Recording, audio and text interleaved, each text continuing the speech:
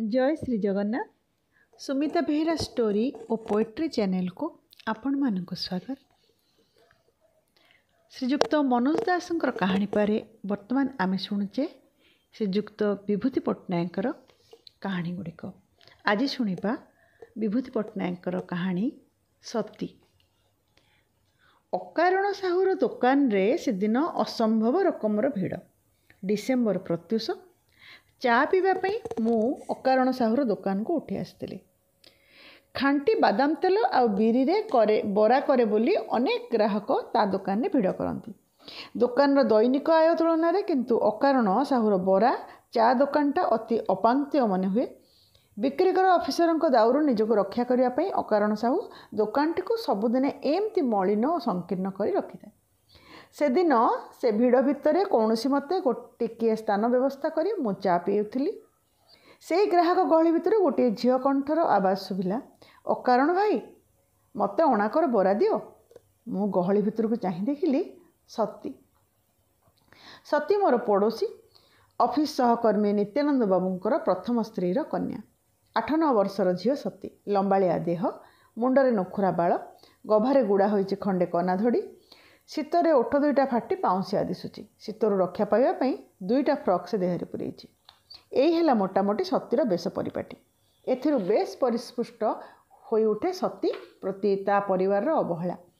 नित्यानंद बाबू परिवार रे सती जेपरि एक अवांछित बोझ। सती अणीटाए धरी बरा मागुला। सती को लक्ष्य कली। अकारण साहू मंतव्य कला, किलो चोरणी सती, बरा पाई ए अणीटा कोठु चोरई के आनीचु। एते लोकों भितर सती को अकारण चोरणी बोली विद्रूप करिवारु अप्रतिभतार से जड़सह होगला। मु लक्ष्य करी देखिली तार रक्तहीन पाउंसिया मुहरे बेश लज्जार पाटलिमा उकुटी उठी। किछि समय निस्तब्ध हो रहिला पर सती कांद कांद होई कहिला, मु जदि ए अणीटा चोरई आनीथिबी देखिबो ए अणीटा निआरे पड़ी पाउंस होइजिवो।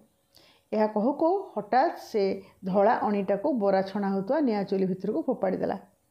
अणीटा जदि निआरे पोड़ी जाए तेबे से चोरणी, जदि पोड़ी न जाए तेबे से चोरणी नुहे। निजर साधुता संपर्क में सती हठात एपरी अग्नि परीक्षा दे बसिबो एक कथा मो कल्पना शक्ति को स्पर्श करि नथिला। अकारण साहू विव्रत होई कहिला, मो थट्टारे कहली बोली सतु सत अणीटा को निआ भितर को पकई देलु। छी छी। निआ भितर अणीटा को काढ़ी आनिबा पई अकारण साहू व्यर्थ चेष्टा करी निराश होला। विरक्त होई कहिला, दे दे परिया सती को 2 अणा बरा। मु सिना थट्टारे तते चोरणी बोली कहली, देखुच छुआटार कि राग। अणीटी बदल 2 अणार बरा पाई सतीर आखि 2टा जली उठिला। अग्नि परीक्षा उत्तीर्ण होइथिबार गर्वबोधरे सारा मुहरे तार आलोक झलसित होई उठुथिला। चा पिया शेष करी मु उठी आसिली। नित्यानंद बाबू और गोटे खंजारे अलग अलग रहुतलु। मझिरे गोटे काठर बाड़ दिया जाई खंजाटी को 2 भागे विभक्त कराइथिला। मु घर को आसी शुणिली सतीर साबत माँ सती उपर पाटी करुछंती। कौतूहल है मनरे। कान पारी शुणिली सतीर साबत माँ कहउचंती, देखुच देखुच झुओ को चोरणी कहे बोली पर तमे मिछ बुझ। अणाटाए दे दुकान को पठेइथिली, 2 अणार बरा आणला से कुआडू। पैसा चोरी करी रखि नथिले आउ अणाटाए से कुआडू पांता। झीवर सुंदरिया मुह देखी तो आउ दुकानी अणाए दे 2 अणार बरा दियंता नहीं। सती कौन उत्तर देउछु जानिबा को मु उत्कीर्ण होई अपेक्षा कली। सती किछि कहिला नहीं। प्रकृत कथा कहिले मध्य ता कथा को कहीं सत बोली विश्वास करते नहीं। निजर माँ जहाँ को चोरणी बोली कहूची ता कथा को सत बोली बुझिबो किए। अकारण रे मनटा मोर सती पाई समवेदनार ओदा होइगला। आहा बिचारी अर्थभागिनी झीटी। माँ जार नहीं साहा केही नाहांती तार। सतीर से लांछना से प्रथम नुहे।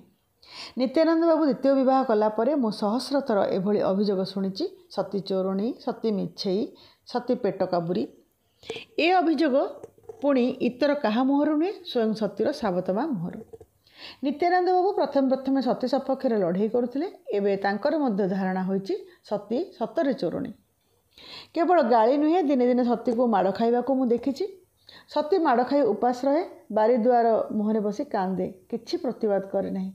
गाड़ी माड़ लांछना सबकिछि सह्य कला परे सती काहींकि तार से बदभ्यास बदलौ नहीं मु बुझीपारे नहीं। ସାହିରେ କାହା ଘରକୁ ଗଲେ ସତୀକୁ କେହି ଘରେ ପୁରେଇ ଦିଅନ୍ତି ନାହିଁ। ସତୀ ଉପରେ ସମସ୍ତଙ୍କର ଅବିଶ୍ୱାସ। ସତୀ ଚୋରଣୀ, ସେ ଆଖିରୁ କଳା ପୋଛି ନେବ। କାହାର କିଛି ଜିନିଷ ଚୋରି ହେଲେ ସନ୍ଦେହର କଳା ଛାଇ ଆସି ନାଚେ ସତୀ ଉପରେ। ଏତେ ଦିନ ଧରି ଭଲ ଥିବା ଝିଅଟା ସାବତ ମା ଆସିଲା ପରେ ହଠାତ୍ କାହିଁକି ଏତେ ଗୁଡ଼ିଏ ଖରାପ ଗୁଣର ଅଧିକାରିଣୀ ହୋଇ ଉଠିଲା, ଭାବି ଭାବି ମୁଁ ମଧ୍ୟ ଅନେକ ସମୟରେ ଅବାକ୍ ହୁଏ। କିଛି ଦିନ ପରେ ମୁଁ ମୋ ଖଟିଆ ଉପରେ ଶୋଇ ରହି ବହି ପଢ଼ୁଛି। ଆର ଘରୁ ନିତ୍ୟାନନ୍ଦ ବାବୁଙ୍କ ପାଟି ଶୁଭିଲା। ସତୀକୁ ସେ ଖୁବ୍ ଉଚ୍ଚ କଣ୍ଠରେ ଗାଳି ଦେଉଛନ୍ତି। ସତୀ କଇଁ କଇଁ ହୋଇ କାନ୍ଦୁଛି। କିଛି ସମୟ ଆଗରୁ ବୋଧହୁଏ ତାପରେ ମାଡ଼ ହୋଇଛି। କଥାଟା କ'ଣ ବୁଝିବା ପାଇଁ ମୁଁ ନିତ୍ୟାନନ୍ଦ ବାବୁଙ୍କ ଘରକୁ ଉଠିଗଲି। ରାତ୍ରି।